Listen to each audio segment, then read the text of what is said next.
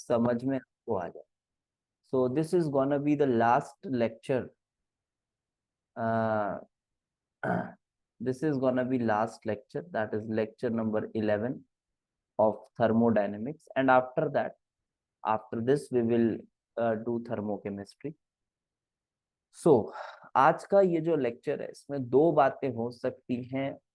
आपको हो सकता है कि एकदम मजा आ जाए कि हाँ यार गजब है, सब कुछ समझ में आ गया जो आपको था ना, वो मैंने बहुत दिन से मैं कह रहा था कि लास्ट लेक्चर बहुत इंपॉर्टेंट है।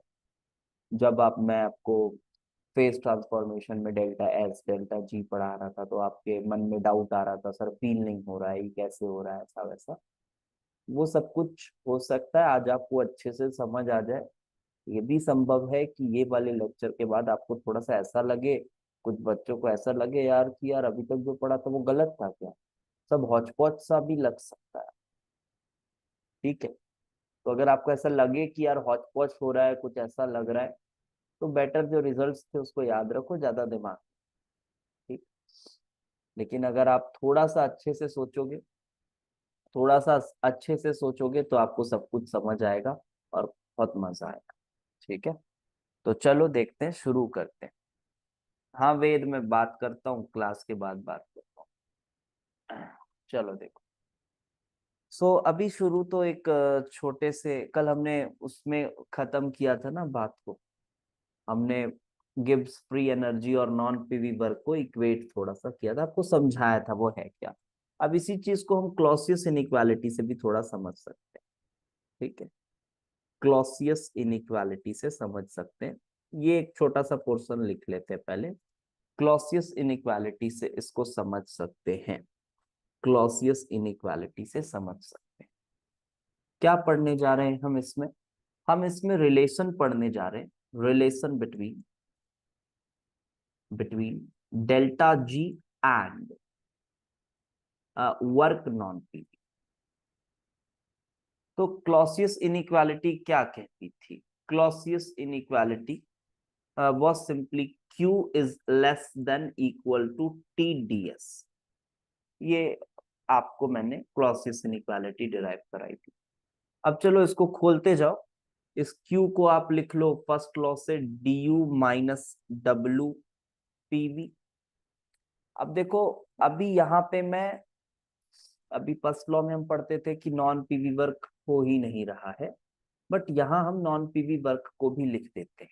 ठीक है, क्योंकि वर्क तो नॉन पीवी भी हो सकता है, तो वो जो वर्क लिखा रहता है वहां पे वो एक्चुअली में पीवी और नॉन पीवी दोनों होता है। बट हम ये नॉन पीवी वर्क पढ़ते ही नहीं है, फर्स्ट लॉ में कहीं ऐसा काम ही नहीं आता है इसका नॉन पीवी वर्क का, एंड फॉर दैट रीजन वहां वो इग्नोर्ड रहता है। लेकिन यहाँ पे मैं उसको भी इंट्रोड्यूस कर रहा हूँ, and I will write this minus work non PV. बस उस वर्क को मैंने दो पार्ट में तोड़ दिया है और कुछ नहीं। and this is less than equal to TdS. Now अब अगर हम इसको इधर उधर ट्रांसफर करें तो यू विल गेट इस PdV को माइनस PV को आप लिख सकते हो PdV, तो this is du plus PdV minus work non PV, तो इसको TdS कर लो, इसको इधर ले आओ, उसको उधर ले जाओ, this is work non PV. Pure mathematical है, विथआउट एनी फीलिंग, आपको ये समझना है। ये ऐसा हमने लिख दिया। ठीक है, प्लस PdV, और ये कुछ इस तरह से हमने लिख दिया। एंड नाउ हमने यहाँ पर एक कंडीशन लगाया हुआ है कि कांस्टेंट टेम्परेचर और प्रेशर पर काम हो रहा है, कांस्टेंट टेम्परेचर और प्रेशर पर काम हो रहा है। तब जब हमने बोला कांस्टेंट टेम्परेचर और प्रेशर पर काम हो रहा है, तब क्या मैं इसको ऐसा लिख सकता हूं, D of this is U plus pressure temperature constant है, let it be PV minus TS is less than equal to work non PV, is less than equal to work non PV. और U plus PV आपको पता ही है क्या होता है, ये आपको पता ही है एच होता है, minus TS is less than work non PV. क्या कहीं भी मैंने डेल्टा जी की बात की है इसमें? नहीं की, कहीं भी डेल्टा जी की बात हमने नहीं की। मैं आपको ये बताना चाह रहा हूं कि why that G is equal to H minus T S, है ना। मैं ये बताने की कोशिश कर रहा हूं कि आप समझिए why G is equal to H minus T S, because जब मैंने कांस्टेंट टेम्परेचर प्रेशर की कंडीशन लगाई है, जब मैंने ये कंडीशन लगाई है और इसमें मैंने ये पीडीवी वगैरह जो भी इलेबोरेट किया, तब दिस इज लेस देन और equal to non PV, less than और इक्वल टू नॉन पीवी। और अगर मैं यहां लिख दूं कि मान लो नॉन पीवी वर्क जीरो, अगर मान लो नॉन पीवी वर्क जीरो है, तब ये डी और ये क्या है G, dg is less than equal to zero, dg is less than equal to zero. लेकिन ये मीनिंग अभी नहीं समझ आ रहा होगा आपको, अब मैं कोशिश करता हूं आपको बताने की। अगर आपने कल की क्लास अटेंड की है तो आपको बिल्कुल समझ आए। देखो ये जो लेस देन वाला साइन होता है, ये क्या शो करता है, ये याद है आपको, इरिवर्सिबल प्रोसेस के लिए था, ये वाला रिवर्सिबल प्रोसेस के लिए था। तो यहां पर ऐसा बोला जा रहा है, अगर आप वर्क नॉन पीवी को जीरो नहीं भी रखोगे, अगर आप इसको जीरो नहीं भी रखोगे, तब आपको क्या इक्वेशन मिल रही है, तब आपको मिल रही है dg is less than equal to work non PV, कुछ ऐसा मिल रहा है। मतलब जब dg बराबर नॉन पीवी वर्क के बराबर है, तब क्या होता था, कल ही बताए थे ना, dg नॉन पीवी वर्क के बराबर है, मतलब जितना dg है, यस, उतना non PV work, maximum work that can be obtained. तो वो रिवर्सिबल होता था प्रोसेस, देखो उसको मैथमेटिकली भी लिखे। और लेस देन लिखा हुआ है, इसका मतलब, लेस देन लिखा हुआ है इसका मतलब वो इरिवर्सिबल है, यस, वो इरिवर्सिबल है। लेस देन लिखा हुआ है तो इरिवर्सिबल है, जी हाँ। तो this was DG equal to, और मानो सिस्टम कोई नॉन पीवी वर्क परफॉर्म नहीं कर रहा है, तब आप स्पॉन्टिनिटी बताने की कोशिश कर रहे हो, तो दिस अगेन ये क्राइटेरिया आ गया स्पॉन्टिनिटी का, क्राइटेरिया फॉर स्पॉन्टिनिटी। मैं फिर से बोल दूं, this part is not important for examination, ये कोई एग्जाम के लिए बहुत इंपॉर्टेंट पार्ट नहीं है। This is just to give you a better outlook of the theory, आपको ये मैं लिखा दे रहा हूं। तो यहां तक ये ठीक है। तो देखो ये जी हमने डिफाइन ही इस तरह से किया, यहां मैंने कहीं जी नहीं बोला है, बस यहां बोले यार ये देखो ये, इसको कुछ डिफाइन किया जाए तो बोले चलो जी बोल दो, जी बोल दो। अब एक बात और करते हैं बेटा, ये रिएक्शन तो चलो कांस्टेंट टेम्परेचर प्रेशर पर हुआ, लेकिन ऐसा भी तो हो सकता है कि कोई रिएक्शन है वो कांस्टेंट टेम्परेचर और वॉल्यूम पर हो रहा, कांस्टेंट टेम्परेचर एंड वॉल्यूम पर, वो जो बॉम्ब कैलोरीमीटर वाले रिएक्शन होते हैं, if you remember, constant volume पर होते हैं वो रिएक्शंस।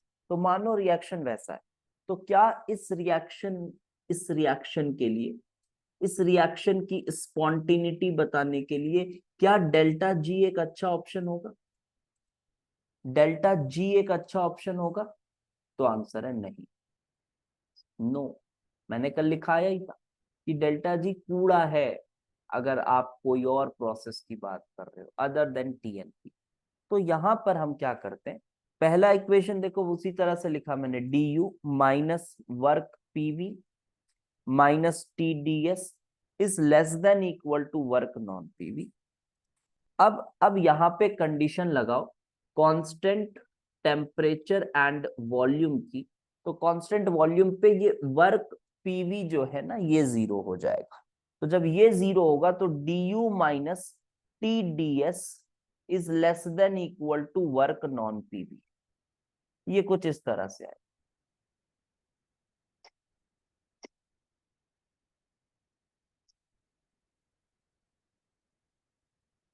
हाँ हाँ वेद हो सकता है, रुको बता दे रहा हूं कैसे।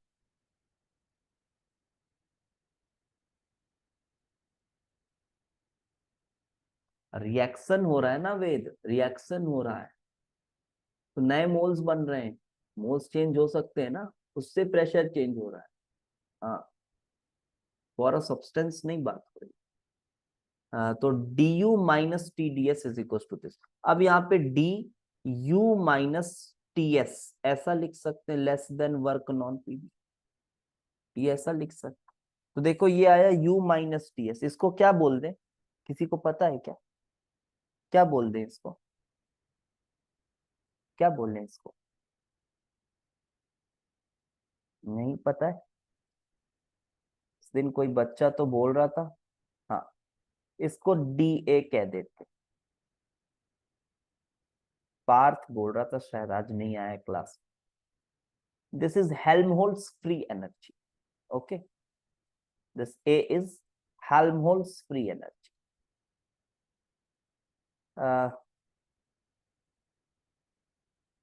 ये आपके सिलेबस में नहीं है, ये जस्ट आपको एक बेटर अंडरस्टैंडिंग के लिए मैं लिख दे रहा हूँ। लोग इसको रिकमेंड कर देते हैं कि जाओ पीटर एटकिंस में दिया हुआ है, पढ़ लेना अच्छे से। मत पढ़ना यार, मत पढ़ना, कोई मतलब नहीं, अपनी जिंदगी का आधार समझो। अभी पहला टारगेट क्या है वो समझो, ठीक है। हेल्महोल्ट्ज फ्री एनर्जी कहते हैं, कुछ इसको पढ़ने की जरूरत नहीं है। You should have basic idea of this कि how it has came. So for reactions, and JEE Advanced is not going to ask you questions, such silly questions like this, कि when temperature and volume is constant, then which free energy is used. They are not gonna ask such silly questions, ठीक है। हाँ, you should know that when temperature and volume are constant for a reaction, delta G is not the correct criteria for spontaneity. This you should know. And this is Helmholtz free energy. आप फिर से state function ही है, ए is equals to, आप इसी तरह लिख सकते हो, A is equals to U minus T S. तो आपको ये मैं रूट बता रहा हूँ कि ये सब आया कहाँ से। This has came from Clausius inequality. तो अभी आप क्लॉसियस की महत्व समझिए कितनी है।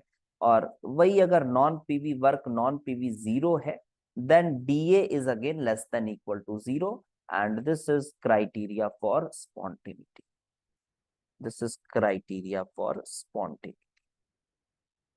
क्योंकि जो बॉम्ब कैलोरीमीटर में रिएक्शंस होते हैं ना, वो कुछ इसी कंडीशंस में होते हैं, टी एंड वी कांस्टेंट। और अब स्टार्ट होती है यहां से आज की क्लास। ये स्लाइड नंबर 3 से यहां से स्टार्ट होती है आज की class. This is very interesting.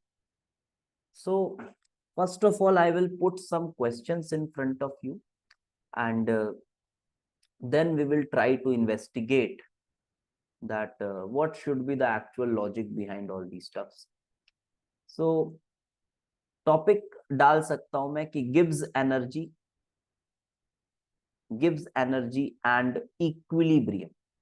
Topic है, डाल सकते हैं equilibrium. Sir does work non PV not equal to DG in all cases? नहीं,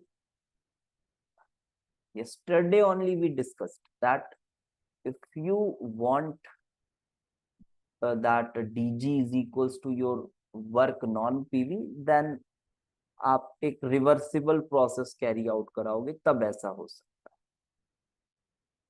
ठीक है। कल ही तो बात करें बेटा उसको। सो चलो आगे बढ़ते हैं। Gibbs energy and equilibrium. So अभी मैं आपके सामने कुछ क्वेश्चंस रख रहा हूं। जैसे बेटा हम ये पढ़ते हैं ना, ए से बी गए, ये शायद इक्विलिब्रियम वाली क्लास में शायद मेरे से किसी बच्चे ने, शायद मैं वेद ही था, शायद उसको मैं क्लास के बाद समझाया था या फिर कुछ ऐसा था, कोई बच्चा था, मेरे को एग्जैक्टली ध्यान नहीं था। तो फिर भी हम फिर से देखेंगे अच्छे से, क्योंकि मोस्टली जो भी बच्चे हैं वो नए ही हैं। तो देखो ए से बी है बेटा, डेल्टा जी -50 है सपोज करो, ठीक है, -50 यूनिट है डेल्टा। तो अब ना मैं क्या कर रहा हूँ, एक ग्राफ बना रहा हूँ, मैं ग्राफ बना रहा हूं, इधर मैं लिख रहा हूं एक्सटेंट ऑफ रिएक्शन, और इस तरह से एक्सटेंट मैंने लिखा, और यहां पर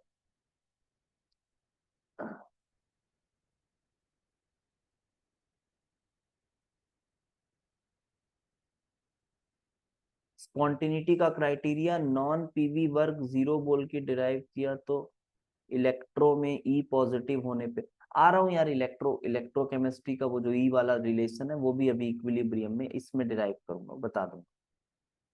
तो this is A and suppose this is B, ठीक है।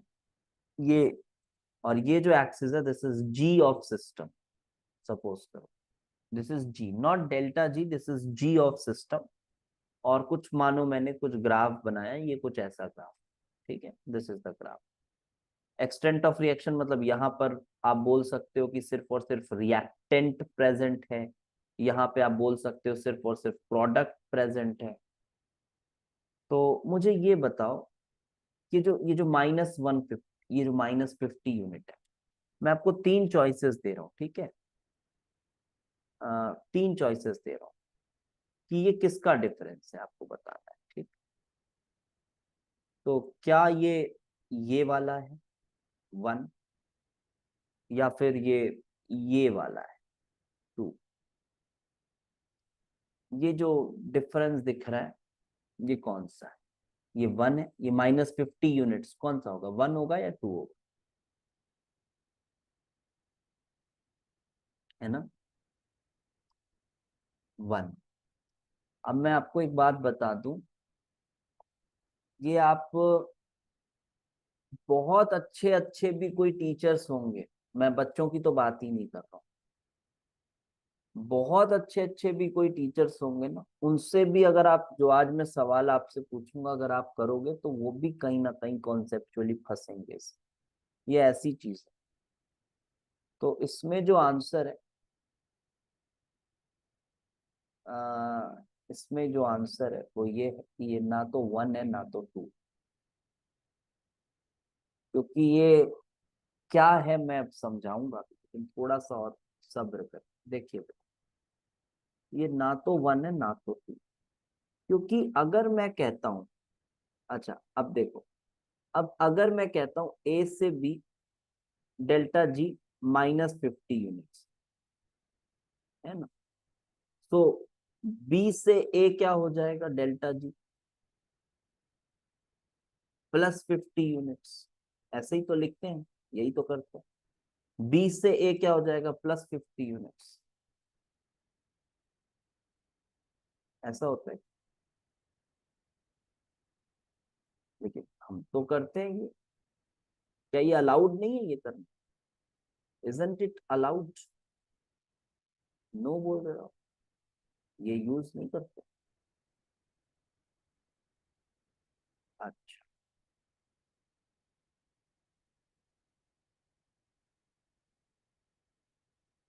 अरे जब आप ये करते तो इसमें ये क्यों नहीं अलाउड है, मुझे ये समझाओ। वाई इजंट इट अलाउड, ये ऐसा लिखना अलाउड नहीं है कि ए से बी अगर -50 यूनिट्स डेल्टा जी है तो बी से ए +50 यूनिट्स होगा डेल्टा जी। ये तो हम करते हैं यार, आप ई डिग्री में भी यही करते हो, ई डिग्री Zn से Zn2+ है तो आप लिखते हो वो +0.76 यूनिट, तो उल्टा करते हो तो वो -0.76 यूनिट हो जाती है।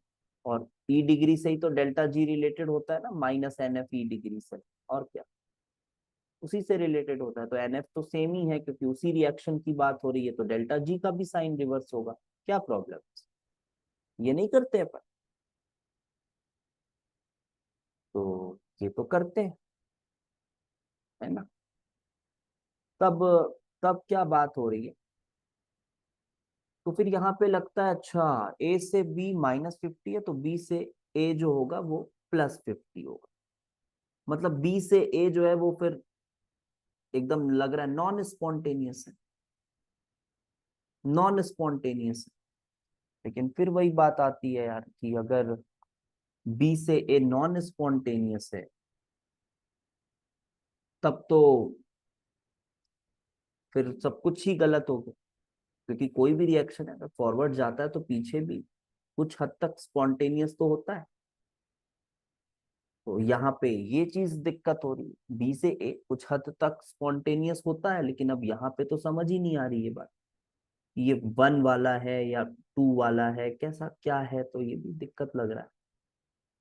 ठीक है, तो अभी हम इसको सॉर्ट आउट करते हैं। तो ये this is our first problem. तो अभी हम थोड़े प्रॉब्लम देख रहे हैं कि भाई ये है क्या, ये 1 वाला है या 2 वाला है, ये है क्या, इसको देखना चाह रहे हैं। तो यहाँ पर ये हुआ। अब दूसरा प्रॉब्लम मैं आपको बता रहा हूँ, आपके साथ मैं दूसरा प्रॉब्लम शेयर कर रहा हूँ, सॉल्यूशन बताएंगे। दूसरा प्रॉब्लम देखते हैं।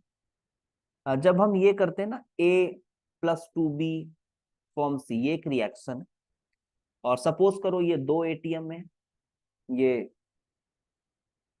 ये 2 एटीएम पर है, और ये 5 एटीएम पर है, और ये 1 एटीएम पर है।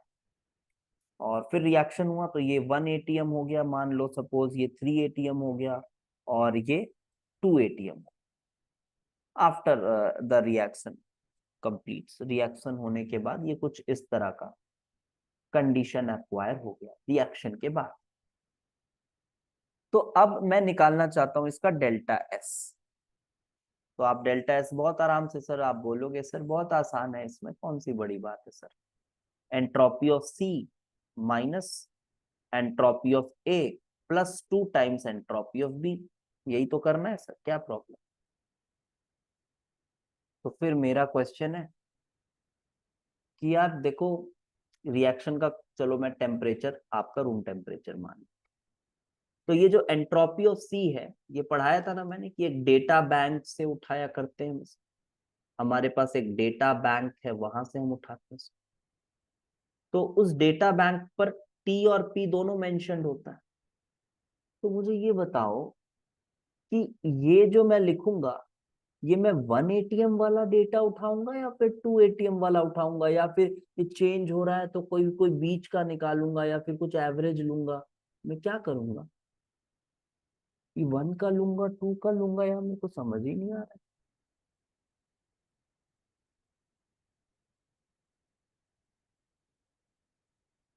सब आ रहे हैं पठान आंसर, सब अलग अलग आंसर। ठीक है, तो अभी इस पे भी बात करें, पहले बस क्वेश्चन पुट फॉरवर्ड कर रहा हूँ। मैं आपके आंसर्स पढ़ भी रहा हूँ, मैक्सिमम गलत है, एक आध थोड़े क्लोज है, एक आध थोड़े क्लोज है। हम बात करें, this is the second thing that we will be discussing. Anything if we take same only comes ना sir, because it's a state function. नहीं बेटा, ऐसा थोड़ा सेम आ जाए, स्टेट फंक्शन है। अब मैं क्या बात कर रहा हूँ और तुम क्या बोल रहे हो। स्टेट फंक्शन का मतलब ये थोड़ी ना कि कोई भी प्रेशर में, और आपको कहीं भी किसी प्रेशर में भी ले लो और आप बोलो कि सेम आ जाएगा।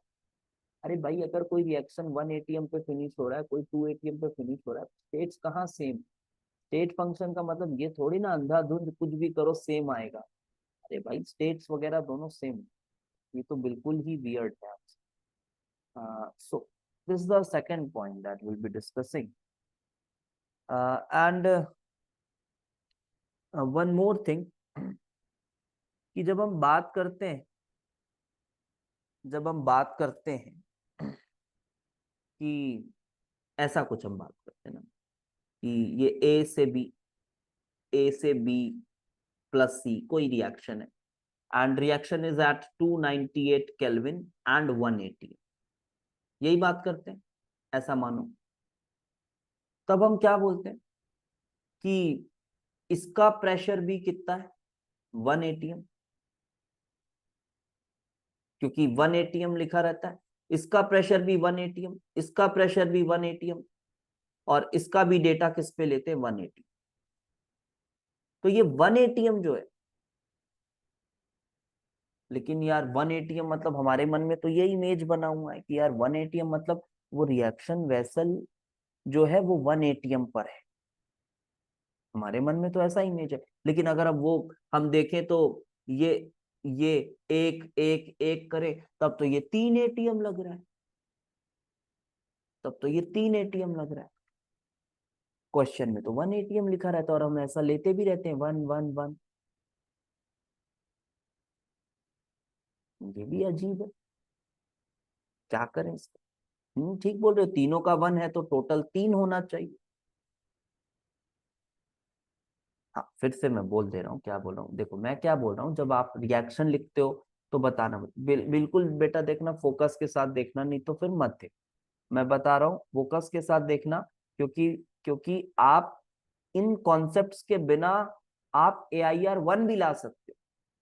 ठीक है, मैं एकदम खुले बोल रहा हूँ आपको, इन कॉन्सेप्ट्स के बिना हो सकता है आप AIR 1 भी ला सकते हो। बट अगर आपको सच में थोड़ा समझना है और जो थोड़े मन में आपके कंफ्यूजन्स हैं उनको थोड़ा दूर करना है और अच्छा फील लेना है, तो आप इसको थोड़ा जरूर देखें। ठीक है, तो मैं यहाँ पे कह रहा हूँ, जब हम रिएक्शन के ऊपर लिखा रहता है 298 केल्विन 1 ATM, तो हमारे मन में पहला इमेज क्या बनता है? पक्का ये बनता है सबके मन में कि अरे यार कंटेनर है और कंटेनर में 1 ATM प्रेशर है, हमने उसको खुले आसमान के नीचे छोड़ा हुआ है, 1 ATM प्रेशर है। और फिर जब हम एंट्रोपी निकालते हैं, जब मानो इसकी एंट्रोपी चेंज निकालते हैं, तब हम इसको किस प्रेशर पर लेते हैं? इसको भी 1 पर लेते हैं ना इसकी डेटा को, इसको भी 1। देखो पीछे पन्ने पलटा रहे होगे भी आप लोग, पन्ने पलटा के देखना पिछले के पिछले लेक्चर में जो करवाए थे, जहां पे हमने delta delta S with varying with temperature pressure वो वाली चीजों को किया था। तो 1 1 1 लेते हैं तो यार ये टोटल प्रेशर 3 ATM हो गया, यहाँ पे 1 ATM लिखा है, ये तो सर अच्छा नहीं है, ये तो गलत है। So this is also one of the questions that needs to be answered. ये भी एक सवाल है ना। चौथा एक सवाल और मैं कह रहा हूं कि इक्विलिब्रियम पर डेल्टा जी 0 होता है, इक्विलिब्रियम पर डेल्टा जी 0 होता है, तो इसका क्या आंसर है? इक्विलिब्रियम पर डेल्टा जी 0 होता है, क्यों होता है? डेल्टा जी 0 क्यों होता है? तो ठीक है आप बोल दोगे सर लॉ है, लॉ से हमने देखा था, लॉ से हमने देखा, बट डेल्टा जी 0 होता है तो कुछ लोग ऐसा बोलते हैं कि यार डेल्टा जी 0 होता है, और ऐसा भी इमेज भी बनाते हैं मन में कि बेटा देखो डेल्टा जी 0 इसलिए है क्योंकि इक्विलिब्रियम है ना, इक्विलिब्रियम पे तो नो चेंज होता है, कोई चीज चेंज होती नहीं है। ये सबसे वाहियात आंसर है इसका, मैं बता, कोई चीज चेंज होती नहीं, अगर कोई चीज चेंज नहीं होती है तो फिर डेल्टा जी में क्यों चेंज आएगा, तो वो तो 0 ही रहेगा। तो फिर उनके सामने आप ये बोलना कि तो सर डेल्टा एच भी 0 होगा फिर तो इक्विलिब्रियम पर, आपके लॉजिक से तो डेल्टा एच भी 0 होगा इक्विलिब्रियम पर, डेल्टा एस सिस्टम भी 0 होगा इक्विलिब्रियम पर, ये सब 0 होगा। लेकिन क्या ये 0 होता है? क्या ये 0 होता है? ये 0 तो नहीं होता है। तो डेल्टा जी में ही ऐसा क्या खास है कि 0 हो रहा है? हाँ ठीक है, ये हमने लॉ से पढ़ा भी है, ऐसा कोई दिक्कत नहीं, ये बहुत ऐसा कोई बहुत गहरी बात नहीं है, लेकिन इसको भी समझना होगा थोड़ा सा और बेटर अंदाज में। ठीक है, तो चलो, अभी आप लोगों के मन में आ रहा होगा अरे यार सर ठीक है, आपने दिमाग इधर उधर हिला तो दिया है ये सब बोल बोल कर, बट बट इसका थोड़ा आप जवाब भी दीजिए, तब मजा आएगा। तो चलो अब इसके सॉल्यूशन की तरफ जाते हैं।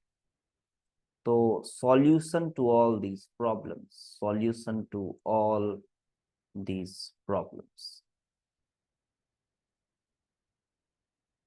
Sir, you said equilibrium is achieved only because that the maximum entropy of the universe increases. So then body needs to give energy again to universe. हाँ ठीक है चिन्मय, ठीक है, ये भी लॉजिक ठीक है, तो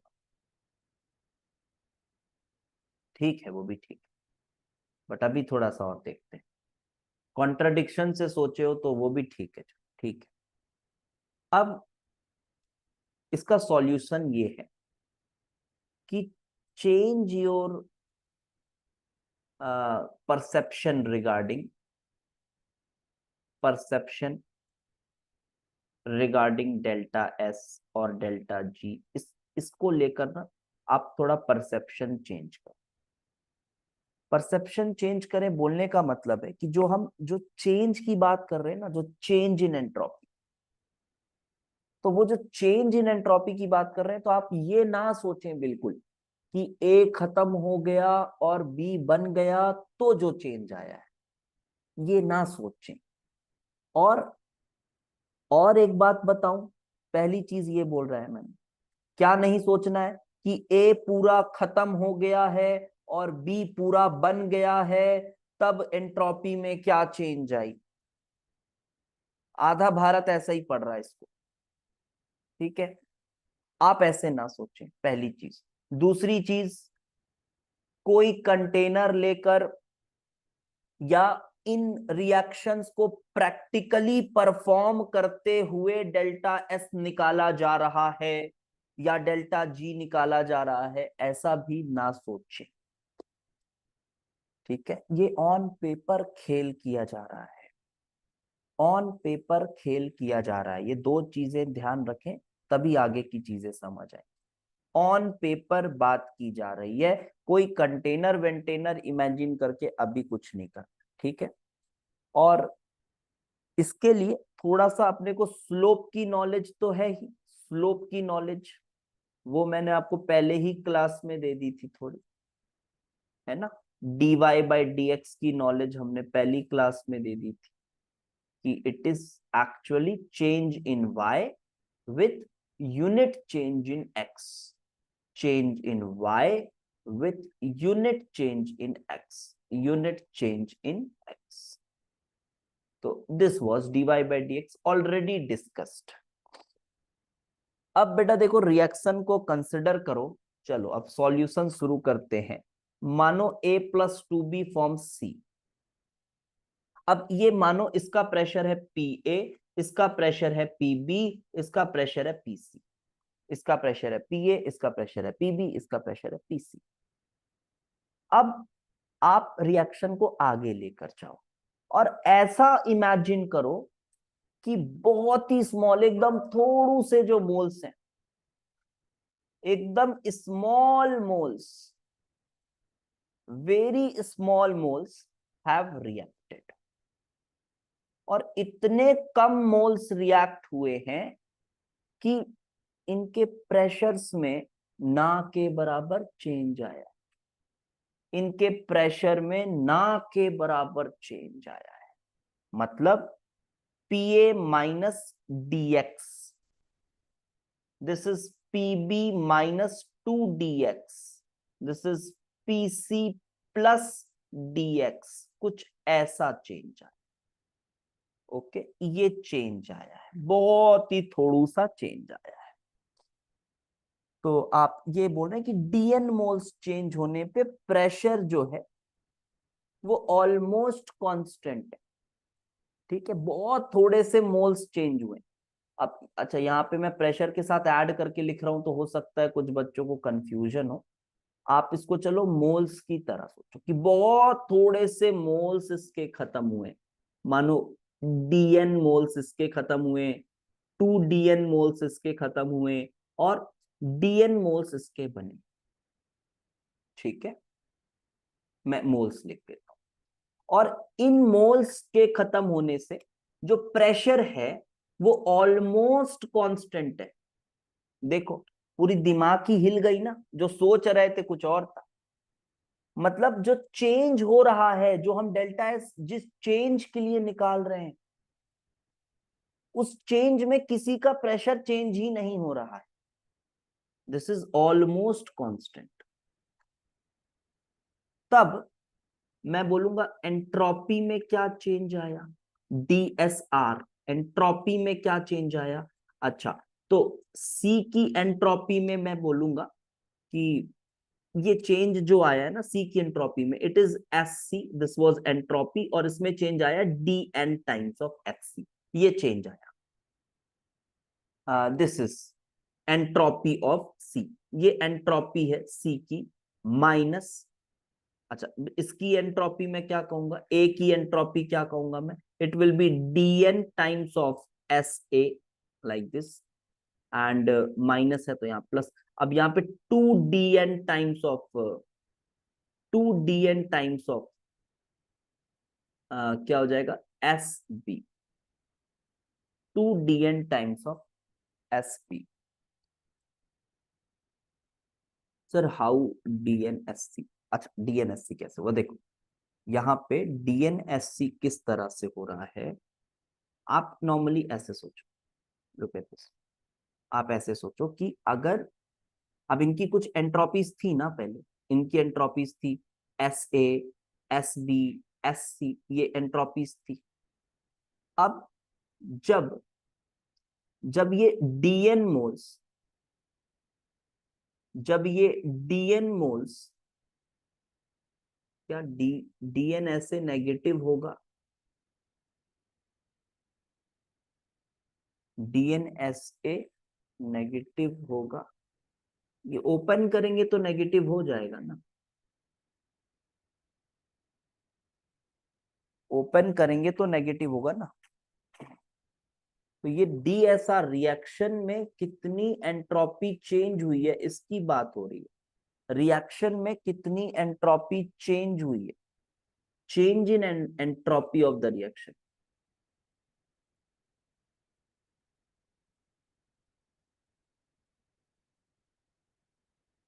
ओके, आप इनिशियल मोल्स माइनस डीएन नहीं लिखे हुए,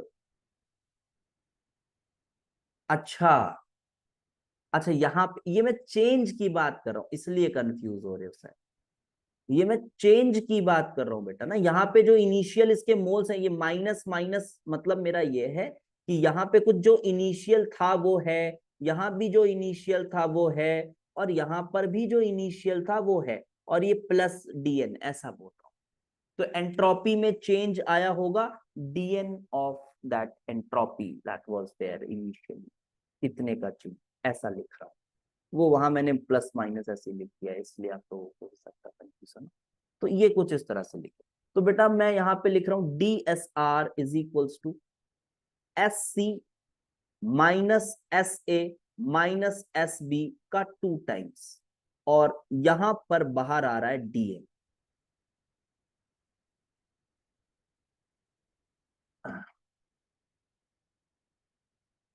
यहां पर आ रहा है डीएन बाहर, और जब डीएन बाहर आया तो this is D S R upon DN is equals to S C minus S A minus 2 S P, ये आया। क्या इसके पहले तो डीएस में भी टोटल मोल्स लिखते थे, डीएस में टोटल मोल्स लिखते थे, नहीं नहीं डीएस नहीं, वो आप डेल्टा एस, मैं बता रहा हूं ना, अभी समझा रहा हूं, देखो अभी आप ये समझो, जो इसके पहले क्या लिखते थे वो छोड़ो, वो अभी कनेक्ट हो जाएगा। अभी ये बताओ, इसमें कोई कंफ्यूजन तो नहीं है, ये तो ज्यादा प्रैक्टिकल और रियल लग रहा है कि उसमें अगर डीएन मोल्स का चेंज आया है, considering that pressures are almost constant, then this will be DS, isn't it, ये डीएस होगा। ओके, तो अब ये जो टर्म है ना, डीएसआर बाई डीएन, एक्चुअली में इसी को आप डेल्टा एस लिख देते, इसी को हम डेल्टा एस लिख देते हैं, which is S C minus S A minus 2 S B, ऐसा हम इसी को ये लिखते हैं। गलत है करना, ऐसा नहीं करना चाहिए, बट हम इसको ऐसे ही लिख देते। और अब आपको लग रहा होगा ये आपको कैसे समझ आया, क्योंकि मेरे भी मन में ना ये सब सवाल उठे हैं कि यार ये हम किसको कंसिडर कर रहे हैं, किसको कंसिडर कर रहे हैं। फिर ये जब सवाल उठते हैं ना, उसके बाद जब आप आंसर्स ढूंढने की कोशिश करते हो तो समझ में आता है कि इन्होंने कुछ ऐसा किया हुआ है जो कि पूरी तरह से ठीक नहीं। तो डीएस बाई डीएन, तो मैंने यहाँ पे लिखा था ना सॉल्यूशन में पहला, कि change your perception regarding delta S delta G. तो पहला परसेप्शन यही चेंज करना है कि डेल्टा एस को अब डेल्टा एस की तरह नहीं सोचना, लिखने के लिए आप डेल्टा एस लिखिए, बट सोचिए कैसे, डीएस बाई डीएन, सोचिए कैसे डीएस बाई डीएन। अब इसको पढ़ना कैसे है वो भी बता रहा हूं। तो डेल्टा एस एक्चुअली में ds बाई dn है, और ds बाई dn का क्या मतलब होता है? स्लोप ही तो होता है ये। अरे स्लोप ही तो है ये। मतलब क्या? मतलब change in entropy, change in entropy कब change? For unit change, for unit change in moles, for unit change in moles. ठीक है, मोल्स में यूनिट चेंज। तो जब मोल्स में यूनिट चेंज होगा तब एंट्रोपी में कितना चेंज होगा? कंसिडरिंग, कंसिडरिंग कि प्रेशर्स उतने ही हैं, कंसिडरिंग द प्रेशर्स उतने ही हैं। और जो देखो, ये जब आप स्लोप निकालते हो तो सब तब आप क्या करते हो? कैसा भी कर्व हो, कैसा भी कर्व हो, आप किसी इंस्टेंट पर निकालते हो ना स्लोप, किसी इंस्टेंट पर निकालते हो ना स्लोप। तो डेल्टा एस भी यही चीज कहता है। डेल्टा एस हो, डेल्टा जी हो, ये सभी ना किसी इंस्टेंट पर निकल रहे हैं, ये इंस्टेंटेनियस हैं। जैसा आप सोच रहे वैसा नहीं है, ये इंस्टेंटेनियस है। मतलब डेल्टा एस में क्या ए पूरा खत्म होके बी बन जा रहा है? नहीं, ऐसा नहीं हो रहा है। इट इज इंस्टेंटेनियस कि जब वो प्रेशर है, पर ये हर पॉइंट ऑफ रिएक्शन के लिए अलग हो सकता है। बिल्कुल होता है अलग भाई, होता है। अभी क्लियरिटी आएगी, रुको अभी, अभी आएगी क्लैरिटी। आज थोड़ा लंबा चलाएंगे क्लास, ठीक है, आएगी clarity. Her point of reaction के लिए अलग होता है, होता ही है, हमको दिखता नहीं है, होता ही है। ठीक है, होता है, बिल्कुल अलग होता है। तो considering other variables are not changing, या फिर considering other variables not changing, इस तरह से बोल सकता हूं मैं। दूसरी चीजें चेंज नहीं हो रही हैं, क्योंकि जब आप स्लोप निकालते हो तो आप बात करते हो उसी पॉइंट पर, उसी इंस्टेंट पर। तो एक ये पूछ रहा है, क्या पूछ रहा है, एक second.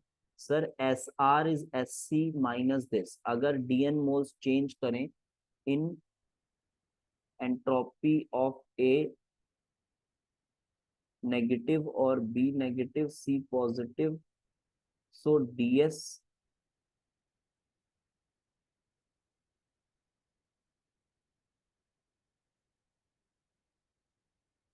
DS is equals to this.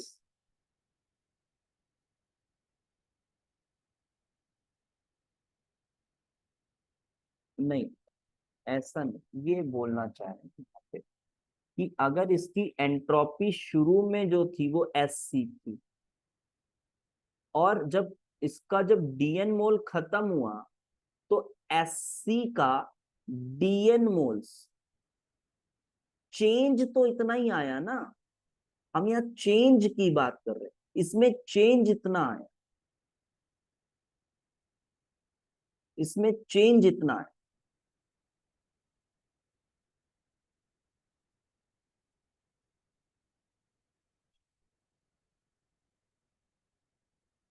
देखो वहां पे क्या बात हो रही है कि ए गिव्स, जो भी क्या करिए, A plus two B gives C, A plus two B gives C. तो यहाँ पर हुआ कुछ ऐसा है कि आपके पास इसकी जो भी एंट्रोपी शुरू में थी वो थी, इसकी मोलर एंट्रोपीज है एस ए, एस बी और एस सी, ये मोलर एंट्रोपीज। ठीक है, ये मोलर एंट्रोपीज है। और जब हमने रिएक्शन कराया, इसका प्रेशर पी ए था, इसका प्रेशर पी बी था, इसका प्रेशर पी सी था। जब हमने रिएक्शन कराया तो इसके कितने मोल्स कम हुए? इसके डीएन मोल्स कम हुए। और इसके कितने मोल्स कम हुए? इसके 2 डीएन मोल्स कम हुए। और इसके कितने मोल्स कम हुए? इसके बढ़े हैं, कितने डीएन मोल्स इसके बढ़े हैं। तो अभी एंट्रोपी क्या हो गई इनकी? इनकी एंट्रोपी अब क्या हो गई? तो अभी इनकी एंट्रोपी, पहले एंट्रोपी थी एस ए, इसकी थी एस बी और इसकी थी एस सी। ये इनकी पहले एंट्रोपीज थी। और जब इसमें dn मोल्स का चेंज आया तो हमने कहा कि अब इसकी एंट्रोपी हो गई S dn ऑफ SA, इतनी चेंज हो गई है ना। ऐसा बोलेंगे कुछ कि इतनी चेंज हो गई। इसमें कितनी चेंज हो गई, SA जो भी है SB -2 DN SB, इतना ही हो गया। अभी इनकी एब्सोल्यूट एंट्रोपीज इतनी ही है। हाँ, अब इसकी एब्सोल्यूट एंट्रोपी कितनी है, this is SC plus DN,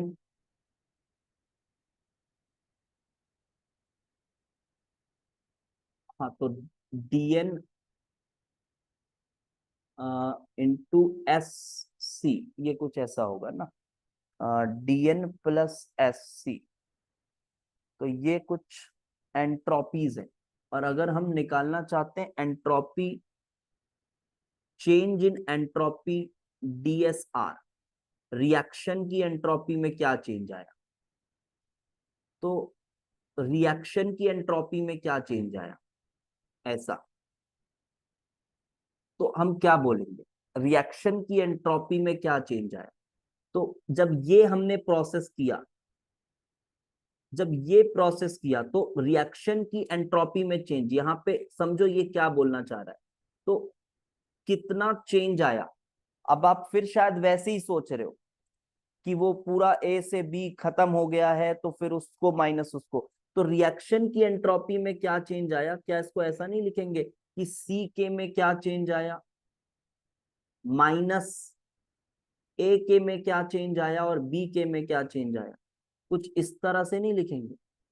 तो CK में क्या चेंज आया, CK में क्या चेंज आया, तो उसके लिए कुछ ऐसा लिखेंगे क्या, SC plus DN SC minus SC, तो ये आया C में चेंज, तो C में चेंज आया DNSC का, कुछ ऐसा C में चेंज ये आया, C में चेंज ये आया।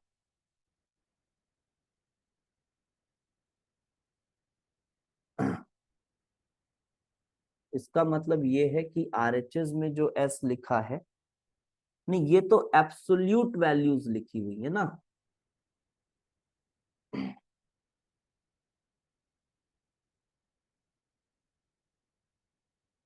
इसमें कोई कंफ्यूजन है क्या, बताओ मेरे को क्या कंफ्यूजन है इसमें, ये इसको मैं अगर ऐसा लिख रहा हूं, इसमें क्या कंफ्यूजन है यार, ये DSR को आप समझे,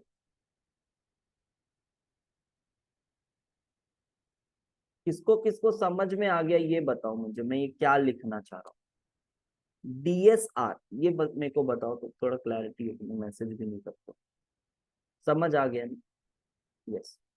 तो DSR मतलब बेटा इस रिएक्शन के दौरान चेंज क्या क्या आया है ये देखिए, आप इसको थोड़ा फिर से सोचिएगा, एक बच्चे को शायद नहीं आया, बाकी सब यस कर रहे हैं।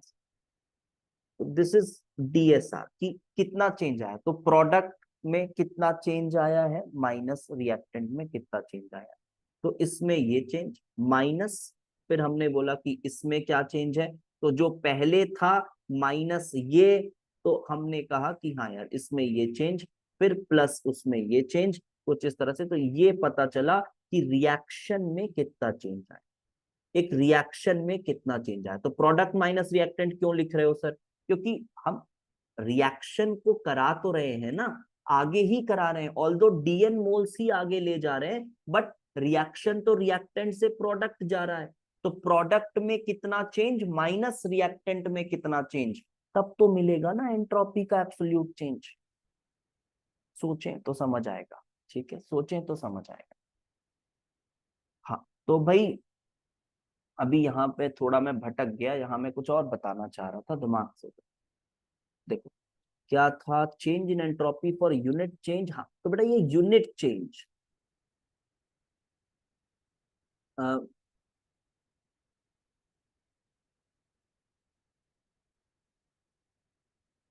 अच्छा क्या बोल रहे हो, सी के लिए हमने फाइनल माइनस इनिशियल किया, हाँ, फाइनल माइनस इनिशियल किया, तो ए के लिए क्या किया, ए के लिए क्या लिखा, ए के लिए लिखा मैंने कि पहले कितना था, तो पहले कितना था, पीए था, माइनस कितना हो गया, ऐसे, माइनस डीएन ऐसे, ये हो गया। अच्छा,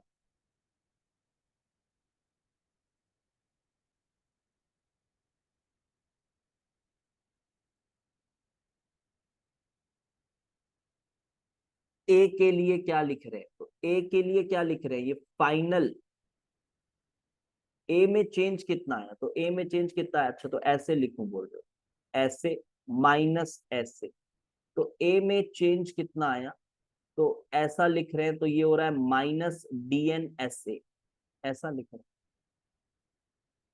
तो ठीक है, माइनस डीएन ऐसे लिख रहे हैं। तो जब इस तरह से लिखेंगे, जब इस तरह से लिखेंगे तो यहाँ फिर माइनस साइन नहीं लगा रहे होंगे, फिर माइनस साइन नहीं लगा रहे होंगे, फिर तो नॉर्मली लिखेंगे ना, माइनस उसमें कितना चेंज, उसमें कितना चेंज, उसमें कितना चेंज, तब तो डायरेक्ट हो जाएगा। फिर वो प्रोडक्ट माइनस रिएक्टेंट क्यों करेंगे, फिर तो सबके चेंजेस को बस लिख दे रहे, माइनस डीएनएस, और फिर वो माइनस जो भी है 2 DNSB। मैं इसको थोड़ा क्लास के बाद बता दूंगा ना यार, आसान सी चीज है, उसमें कंफ्यूज हो रहे हैं तो अपन, थोड़ा सा डेविएट हो रहा हूँ, मेरे को जो वहां पे जाना है, बाकियों को सबको समझ आ गया है।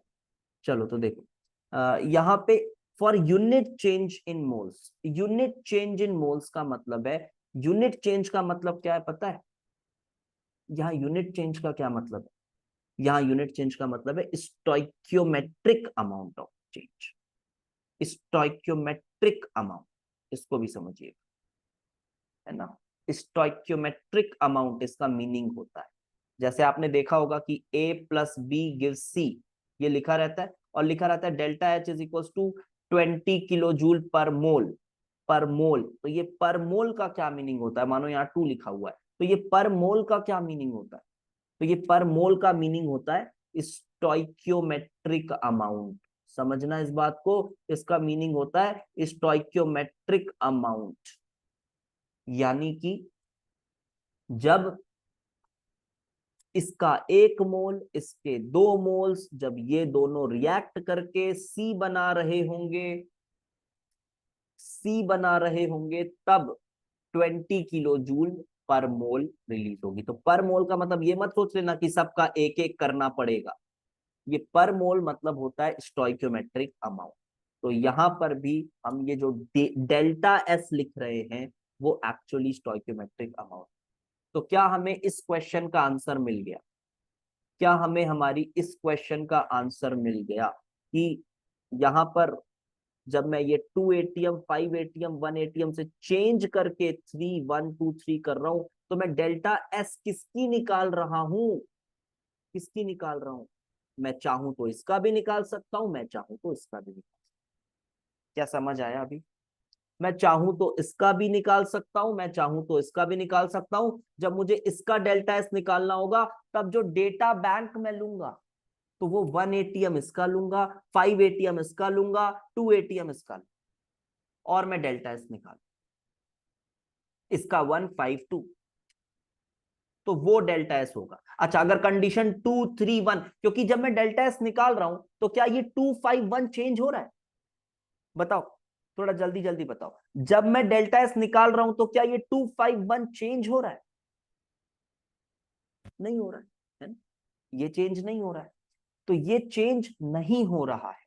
इसी तरह से मैं अगर चाहूं 1 3 2 पर, तो इस पॉइंट पर मैं डेल्टा एस निकाल रहा हूं, तो वो इंस्टेंटेनियस है, उस पॉइंट पर निकाल रहा हूं, स्टोइक्योमेट्रिक अमाउंट के लिए निकाल रहा हूं, और ये मानते हुए निकाल रहा हूं कि उस समय कोई भी चेंज और नहीं आ रहा है, प्रेशर्स में इफेक्ट नहीं आ रहा है। तो इसका आंसर हमको मिल गया, इसका आंसर हमें मिला।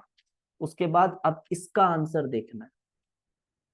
तो ये मैं आपको एक बात और बता दूं कि ये जो लिखा रहता है ना, ये 1 ATM, ये जो 1 ATM लिखा रहता है ना, उस 1 ATM का क्या मीनिंग होता है, उसका मीनिंग पता ही नहीं रहता है बच्चों को। स्टोइक्योमेट्रिक हम स्मॉलेस्ट इंटीजर लेंगे क्या सर, देखो स्टोइकियोमेट्रिक मैं अगर कायदे से बताऊं तो गिवन बैलेंस्ड इक्वेशन होना चाहिए। ऐसा कोई नियम नहीं है कि स्मॉलेस्ट इंटीजर लेना है, बट अगर क्वेश्चन आ जाए और आपको बैलेंस करके नहीं दिया हुआ है तो स्मॉलेस्ट होल नंबर्स आप ले सकते, लेकिन ऐसा कोई रूल नहीं।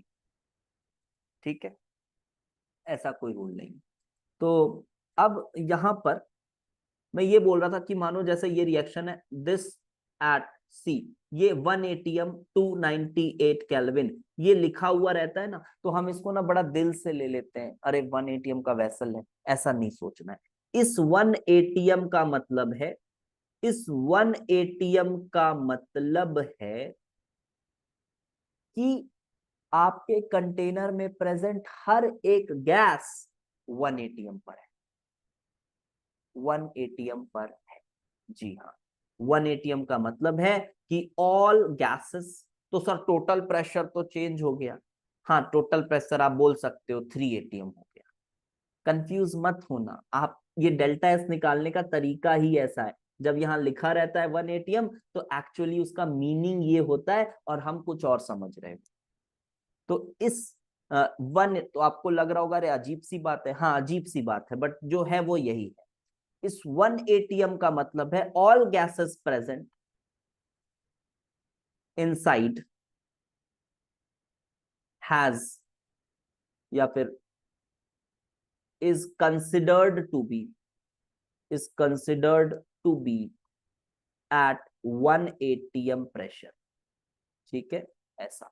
और मानो अगर आपको सब की ऐसी इंडिविजुअल प्रेशर्स दिया हो, ये जैसे मैंने बोला इसका 2 दिया हो, इसका 5 दिया हो, कुछ ऐसा दिया हो, तभी भी आपको निकाल सकते हैं। बट यहाँ पे, अब यहाँ पे प्रेशर क्या बोलेगा, जब वो जिस तरह से डिफाइन करता है, मैंने फिर कहा सब ऑन पेपर चल रहा है, अगर वो जिस तरह से डिफाइन करता है तो यहाँ वो क्या डिफाइन करेगा, क्या डिफाइन करेगा यहाँ जो आप निकालते हो, सॉल्व करते हो क्वेश्चंस, तो यहाँ वो क्या डिफाइन करेगा, सर कुछ नहीं कर पाएगा, क्योंकि उसका तो डिफाइन करने का अंदाज ही अलग है।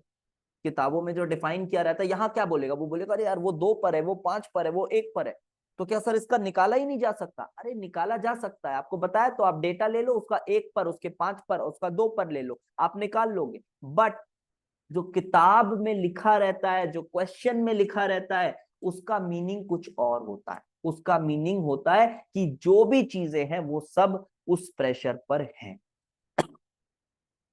तो ये आंसर में, तो क्या सर जब क्या इसका मतलब ये है कि 1 एटीएम पर डीएन मोल्स चेंज करने पर एंट्रोपी आएगी, उसका कैलकुलेशन की जा रही है?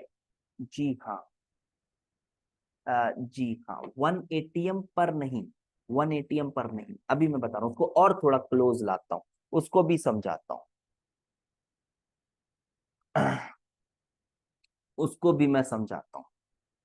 सो all 3 ABC are at 1 ATM. Yes, अभी मैं और अच्छे, रिएक्शन के कोऑर्डिनेट्स इंपॉर्टेंट नहीं है। क्या कोऑर्डिनेट्स, ये कोऑर्डिनेट्स क्या है, क्या बोलना चाह रहे हैं आप? कोऑर्डिनेट्स का क्या मतलब?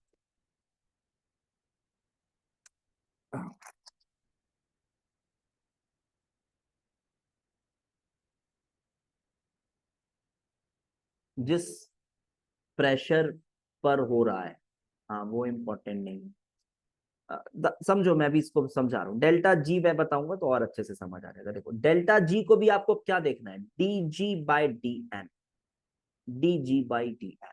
मतलब ये जो पहला क्वेश्चन था हमारा, जो पहला क्वेश्चन था उसका आंसर मिल रहा होगा, पहले क्वेश्चन का आंसर मिल रहा होगा। Suppose this is A and suppose ये वाला पोर्शन बी है, यहाँ पे बी है और ये ए है, और मैं कह रहा हूँ ऐसा। अब इसको समझना बेटा, ये समझ गए ना तो मजा आ जाएगा, ये समझ गए तो मजा आ जाएगा। ये जी सिस्टम लिखा हुआ है, ठीक है। मैंने पूछा था ना आपसे कि -50 वाला डेल्टा जी, ए से बी -50, ये कहाँ पर है? तो फिर आपको ये कहना चाहिए था, आपको ये कहना चाहिए था कि सर ये आपने पूछा है -50, लेकिन थोड़ा मेरे को कंडीशन तो बताओ। मतलब आप प्रेशर बताओ, प्रेशर बताओ, प्रेशर क्या प्रेशर है ए और बी का। सपोज वो गैसियस है तो अब ये मत पूछने लगा सर आयंस हैं तो क्या, तो फिर आयंस के लिए 1 मोल 1 मोल हम ऑन पेपर कर रहे हैं। फिर ये मत बोलना सर इसको अचीव कैसे करेंगे, ऐसा कैसे करेंगे, ये सब फालतू सवाल। मैंने पहले ही बोला ये सब एक्चुअली ऑन पेपर हो रहा है। इसको किस तरह से लिखा जाता है, किस तरह से डिफाइन किया जाता है, रूल्स कैसे हैं एक्चुअल में, वो ऐसा हो। हर चीज में कंटेनर लेके मत दौड़ पड़ा पड़ा करो, है ना। तो देखो, तो बेटा यहाँ पे जब ये -50 लिखा हुआ है तो ये कुछ प्रेशर पर होगा। मतलब मानो अगर ये कह रहा है ये 3 ATM पर है, समझ रहे हो, 3 ATM मतलब जब ए भी 3 ATM, बी भी 3 ATM, मतलब ये इस रिएक्शन का कहीं का कोई पॉइंट है, कहीं का कोई पॉइंट है। तो ये देखो, अब अगर ए से बी -50 है ना, क्या मजेदार रिएक्शन है, अब ध्यान से समझो। ए से बी -50 है तो ये पक्का इस पॉइंट के, ये इस पॉइंट के लेफ्ट में होगा, ये पॉइंट इस पॉइंट के लेफ्ट में होगा, ये पॉइंट यहां होगा या यहां होगा या यहां होगा या यहां होगा, कहीं भी हो सकता है जहां पे ये 3 ATM आप डिफाइन कर दो। आप ये 3 ATM यहां डिफाइन कर दो, आप बोल दो चलो ये 3 ATM वाला पॉइंट। सर यहां क्यों हुआ, क्योंकि जब यहां होगा ना तभी ये देखो इस स्लोप नेगेटिव आ रहा है, दिख रहा है, स्लोप नेगेटिव आ रहा है, मतलब इस पॉइंट पे आपने निकाला dg/dn, ये आया -50। और अब देखो जो उल्टा लिख देते हैं ना उसको, तो इसी पॉइंट पर dg/dn, बी से ए का क्या होगा, बी से ए का क्या होगा, देखो बी से ए का क्या होगा, +50, इसी पॉइंट पर। मतलब इस पॉइंट से अब रिएक्शन की फिजिबिलिटी किधर जाने की, इस पॉइंट से रिएक्शन की फिजिबिलिटी किधर जाने की है, ए से किधर जाने की है, बी जाने की है।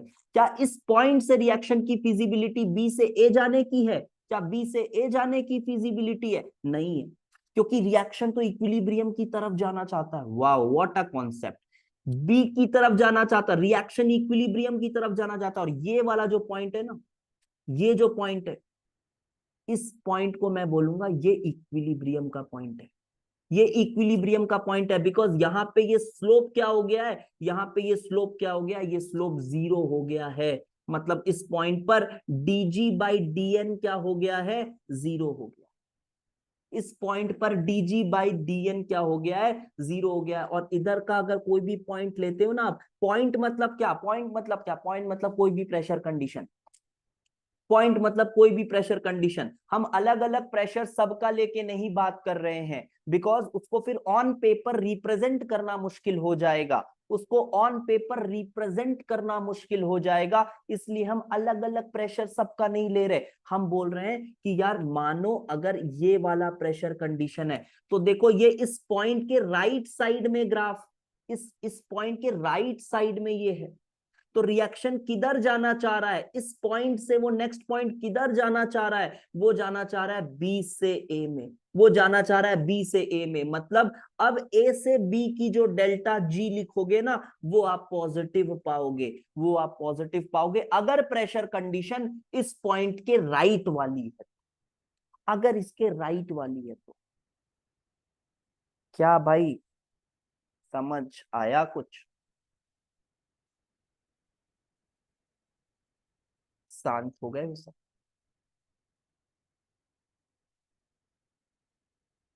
मजा आया, गुड, ठीक है ना। तो अब आई होप आपके कॉन्सेप्ट्स क्लियर हो कि ये पॉइंट है, ये इम्पोर्टेंस, हाँ इम्पोर्टेंस इसकी यही है कि आप इसके बाद ना ये वाले सब क्वेश्चंस में कंफ्यूज नहीं, आपको इसके पीछे की क्लैरिटी समझ आए कि ये डेल्टा जी ना तो ये है, ये नहीं है डेल्टा जी, अभी आपको समझ आ रहा होगा ये भी डेल्टा जी नहीं है, ये जो -50 है ये ना तो ये ना तो ये किसी पॉइंट की बात है, ये किसी पॉइंट की बात। और सिंस ये -50 है, इसका मतलब ये पॉइंट इस साइड होगी, ये इक्विलिब्रियम वाला पॉइंट है, ये इक्विलिब्रियम वाला पॉइंट है, और इसके ये इधर होगी, ये इसके इधर होगी, कहीं इसके इधर होगी, इधर नहीं होगी, क्योंकि इधर होती तो बी से ए फिजिबल हो जाता, इधर अगर ये पॉइंट होता तो बी से ए फिजिबल हो जाता। इसका मतलब आप समझ लो, आप जो डेल्टा जी बोल रहे हो, आप जो डेल्टा एस बोल रहे हो, वो सभी चीजें, वो सभी चीजें आप कर रहे हो, कैसे कर रहे हो आप, वो सभी चीजें किसी भी इंस्टेंट पर निकाल सकते हो। Sir, one doubt we are saying with the basis of graph or we are using equilibrium and drawing graph.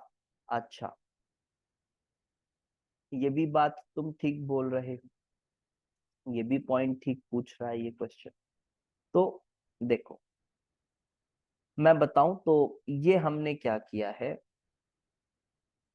हम इक्विलिब्रियम का कॉन्सेप्ट यूज करे हैं और इक्विलिब्रियम के कॉन्सेप्ट पे देखो ये ग्राफ कैसे बनेगा इस पे हमको नहीं जाना, लेकिन जब ये ग्राफ बना है तो ऐसा ही बनेगा, ये ग्राफ ऐसा ही बनेगा जी सिस्टम, और जब उसका ग्राफ बन रहा है ना तो ऐसे ही बनेगा। और एक ग्राफ और आपको मैं बता दूं, अगर आप एस यूनिवर्स का ग्राफ बनाना चाह रहे हो इसी में तो कैसा बनेगा, एस यूनिवर्स वर्सेस, ये थोड़ा सा कॉमन सेंस है, S universe versus extent of reaction, ये कैसा बनेगा। तो हाँ, तो ये कैसा बनेगा, हाँ सर ये क्या होगा, अब ए और बी की एंट्रोपी ऊपर नीचे हो सकती है ना, जरूरी नहीं है कि राइट साइड वाला हायर पॉइंट पर हो, this is not always true, remember. But यहां पर ये जरूर बोल सकते हैं कि ये ऊपर बढ़ेगा ऊपर बढ़ेगा ऊपर बढ़ेगा और एक पॉइंट पर इक्विलिब्रियम आएगी और फिर ये डाउन होने लगी, है ना। एक पॉइंट पर इक्विलिब्रियम आएगी और देखो इक्विलिब्रियम पर क्या हुआ, इक्विलिब्रियम पर एस यूनिवर्स अपने मैक्सिमम पर है, एस यूनिवर्स अपने मैक्सिमम पर है, अपने मैक्सिमम पर है। हाँ ये कुछ भी हो सकता है, it depends absolutely on the nature of A and B and we are not much concerned about these two things, because अब आप समझ चुके हो कि डेल्टा एस में पूरा ए बी में कन्वर्ट नहीं हो रहा होता है, नहीं तो आप अभी डेल्टा एस ऐसा ही मार रहे होते, इसके डिफरेंस को, दिस एंड दिस, ये देखो डेल्टा एस, है ना, अभी आप ऐसा ही कर रहे होते।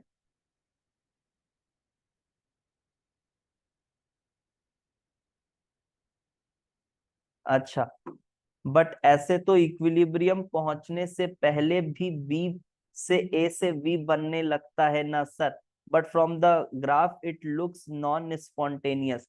बेटा मेरी बात को समझो, ये एक्सटेंट ऑफ रिएक्शन है, यहाँ पर ए 100% है लेकिन यहाँ पर ए 100% थोड़ी ना, यहाँ पे बी 100% है, तो ये बीच में बी थोड़ा बन गया है ना, ये बीच में बी तो बना है ना, क्लियर हुआ क्या, ये तो बना है ना, यहाँ भी बी बना है, यहाँ भी बी बना है, यहाँ भी बी है बी है बी है, फिर यहाँ पर ए और बी कुछ इस तरह से होगा कि equilibrium uh.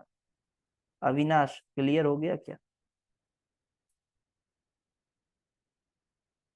Yes, Garvit sir I understood the importance now. जी हाँ, तो काइनेटिक्स वगैरह थोड़ा सा और पढ़ोगे ना, जो बच्चे पढ़े होंगे मेरे से काइनेटिक्स अब उनको सब रिलेट हो रहा होगा, अगर सोचें काइनेटिक्स इक्विलिब्रियम और सब कुछ ना थोड़ा सा रिलेट हो रहा होगा। सर यहाँ मैक्स पॉइंट के बाद एंट्रोपी कम हो रहा है तो इसलिए रिएक्शन फॉरवर्ड ना जाके वहां रुक जाएगा, जी बिल्कुल अक्षित, यस।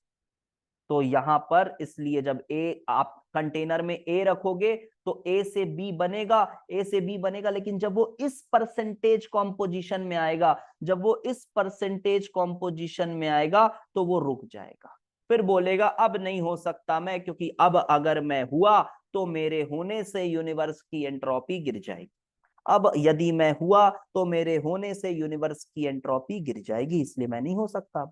और अगर आप कंटेनर में सिर्फ बी रखोगे तब क्या होगा, तभी भी ए बनेगा, देखो कितना सुंदर कॉन्सेप्ट, जब आप बी रखोगे तभी भी ए बनेगा, ए बनेगा और ए बनेगा, बनता जाएगा बनता जाएगा बनता जाएगा और उसी पॉइंट पर आकर रुकेगा जहां आपने ए रखा था। इसीलिए आप इक्विलिब्रियम में एक पॉइंट पढ़ते हो, equilibrium can be attend from either sides, पढ़ते हो ये लाइन, पढ़ते हो ना, equilibrium can be attend from either sides.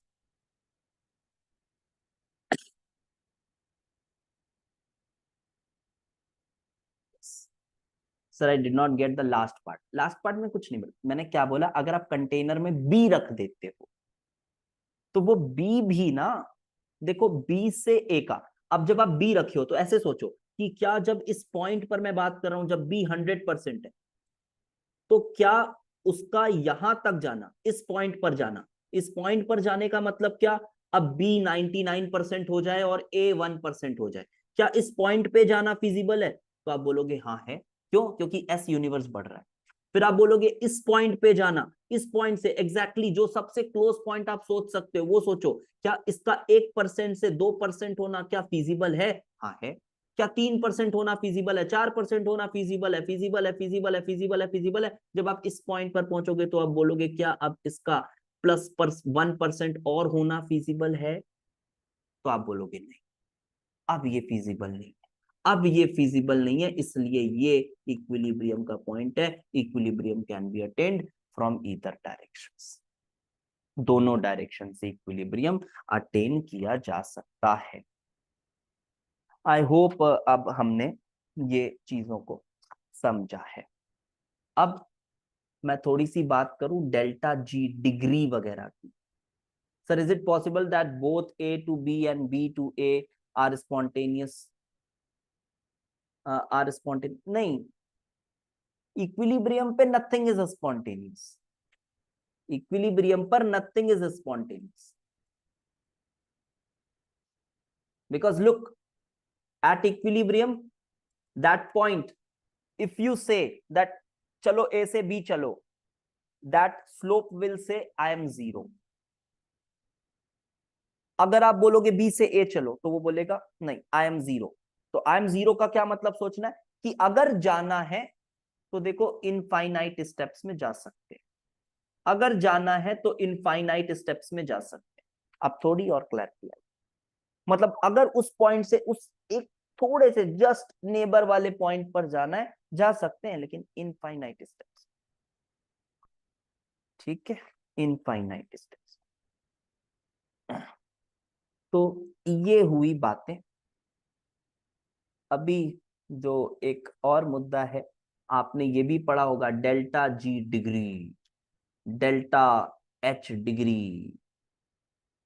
हाँ हाँ आ रहे हैं। फोर्थ क्वेश्चन क्या था भैया? फोर्थ क्वेश्चन आज का हमारा फोर्थ क्वेश्चन क्या था? हाँ fourth question, delta G zero क्यों है?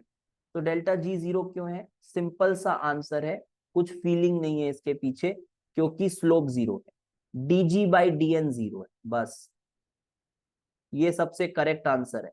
स्लोप जीरो है ऐसा बोले, वो जो जी बाई उसका ग्राफ है उसका स्लोप जीरो है, इसलिए ये जीरो है, इसलिए ये जीरो है, D G by D N zero है। और आपको एस यूनिवर्स वाला ग्राफ भी समझ में आया होगा, एस यूनिवर्स वाला ग्राफ भी समझ में आया। लेकिन अभी ये बात तो बच गई। अब बताओ बेटा, delta G degree and delta H degree, delta S degree, ये सब भी समझ आया? अभी देखो डेल्टा जी डिग्री का क्या मतलब है। डेल्टा जी डिग्री, क्या डेल्टा जी डिग्री जीरो होगी हमेशा, ऐसा है क्या? नहीं, ये तो कुछ भी हो सकता है sir, it can take any value. लेकिन अब आपको फीलिंग आएगी कि क्या है ये, it can take any value. Feeling कैसी आएगी? फीलिंग ऑन पेपर आएगी, इस बात को ध्यान रखना, है ना, ऑन पेपर आएगी। फालतू सस्ते मास्टरों से पढ़ोगे तो सब चीजों की फीलिंग दिलाएंगे आपको, क्योंकि उन्होंने भी इसी तरह से पढ़ा है कहीं से, और फिर आपको लगेगा कि केमिस्ट्री खराब है यार, ये अजीब है, इसमें तो कुछ भी हो जाता है, ऐसा कैसे हो सकता है। तो this can take any value. तो देखो sir, what is delta G degree? Standard,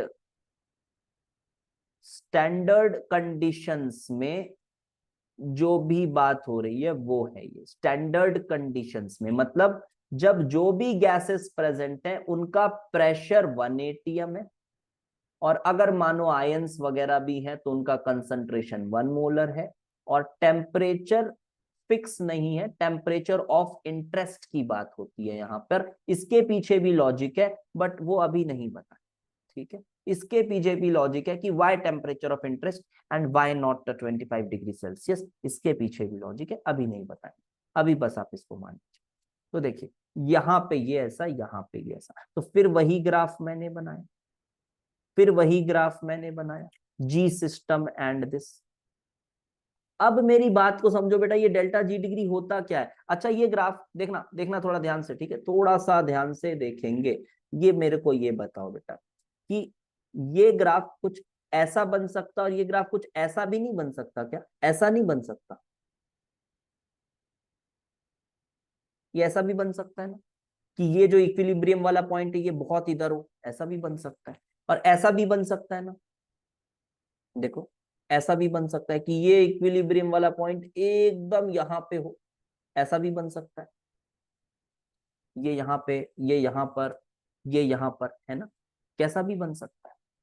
अब देखो, देखो मजेदार चीजें देखो यार, देखो अब अब यहाँ पे मैंने कहा कि ये वाला जो कंडीशन है, रिएक्शन कोई भी है यार, ए से बी है, कहीं बी से सी है, कोई भी रिएक्शन सोच लो।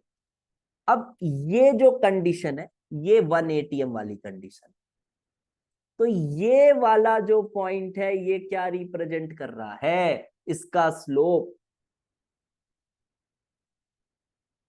अरे ये सेम रिएक्शन की बात नहीं कर रहा हूं बेटा, नहीं बननी चाहिए कॉस, स्लोप तो एक जैसी होनी चाहिए। अरे for any reaction, for any reaction, ये भी फॉर एनी रिएक्शन, ऐसा बात है। तो अगर फॉर एनी रिएक्शन ये ग्राफ इस तरह से बना, तो आप देखो ये 1 ATM वाला, ये डेल्टा जी है, this is delta ji at equilibrium and this is delta G degree. तो यहां पर अगर मैं बोलूं ये ए से बी जाने की डेल्टा जी डिग्री क्या है, ये डिग्री जो है ये देखो नेगेटिव है। अब ये 1 ATM वाला ये यहीं पर है, ये हमने यहीं बनाया, ये 1 ATM का कंडीशन, ये कोई और रिएक्शन है, ये कोई और रिएक्शन है, उसका ग्राफ ऐसा बन सकता है? क्यों नहीं बन सकता, तो नेचर है। काइनेटिक्स थोड़ा और अच्छे से पढ़ोगे तो और समझ में आएगा। तो ये बन सकता है, तो ये बन सकता है। तो यहां पर ये पॉइंट क्या है बेटा, ये पॉइंट क्या है, ये पॉइंट डेल्टा जी डिग्री, ये point again delta G degree है। तो यहां पर ये क्या है, ए से बी के लिए यहां पर ये क्या है, यहां पर तो पॉजिटिव है सर, यहां पॉजिटिव। और यहां पर भी ये 1 ATM वाला कंडीशन वही है, मानो ये 1 ATM वाला कंडीशन वही है, तो यहां पे इस रिएक्शन का ये डेल्टा जी डिग्री है। तो क्या डेल्टा जी डिग्री डेल्टा जी के बराबर नहीं हो सकता? अरे हो सकता है यार, हो सकता है। ये जो ग्राफ है ये कैसा भी बन सकता है, depending upon the reaction, depending upon the reaction. Kinetics पढ़ोगे और अच्छे से फीलिंग आएगी। Depending upon the reaction, suppose करो, सपोज करो ये तुम्हारा इक्विलिब्रियम का पॉइंट है और यहीं पर 1 ATM वाला कंडीशन आ गया, तो ऐसे केस में क्या होगा, डेल्टा जी बराबर delta G degree, delta G बराबर डेल्टा जी डिग्री सेम हो जाएगा and both equal to 0। I hope आपको समझ में आई होगी बात। अब एक लेक्चर और बच जाएगा, एक लेक्चर और कर, खत्म नहीं हुआ है, ठीक है। थोड़ा सा भी इक्विलिब्रियम वाले रिलेशन बचे हैं वो आज, थोड़ा सा ये वाली क्लास हैवी होती ही है ना, ये होती है हैवी। 1 लेक्चर लेफ्ट, मेरे को लगा था आज हो जाएगा बट कोई बात। तो पहले ये बताओ क्या ये सब चीजें क्लियर हुई हैं या नहीं, पहले फिर जो डाउट्स होंगे उसको भी मैं ले लेता हूँ। क्या चीजें क्लियर हो गई हैं, ये बता दें। हुई है, बहुत अच्छी, ठीक है।